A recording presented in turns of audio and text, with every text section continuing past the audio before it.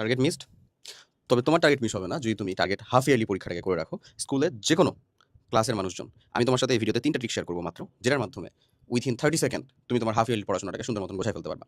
১, সকল বিষয়ের সকল ইনকমপ্লিট যে চ্যাপ্টারগুলো রয়েছে, যেগুলো তোমার সিলেবাসে আছে, তা কমপ্লিট করার টার্গেট নাও।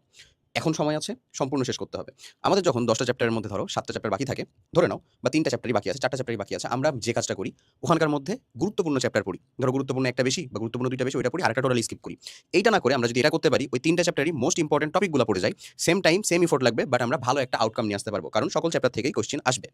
সেই ক্ষেত্রে আমরা যে কাজটা করতে পারি, আমাদের দাগানো বই অথবা এসএসসি সাজেশন, যেটা আমাদের কমপ্লিট একাডেমিক প্রোগ্রামের সাথে সম্পূর্ণ ফ্রিতে দেওয়া, পিডিএফ ফরম্যাট অবভিয়াস, সেইটা থেকে তুমি যদি আসলে মোস্ট ইম্পর্টেন্ট টপিকগুলো আইডেন্টিফাই করে ওগুলার অংশের ক্লাসগুলোকে কমপ্লিট করতে পারো বা নিজে পড়তে পারো, ইনশাআল্লাহ তোমার পড়াশোনা খুব দ্রুত শেষ হবে এবং গুছায় যাবে। সেকেন্ড যে ট্রিপটা, সেটা হচ্ছে এখন থেকেই সবগুলা নোট করে পড়বা।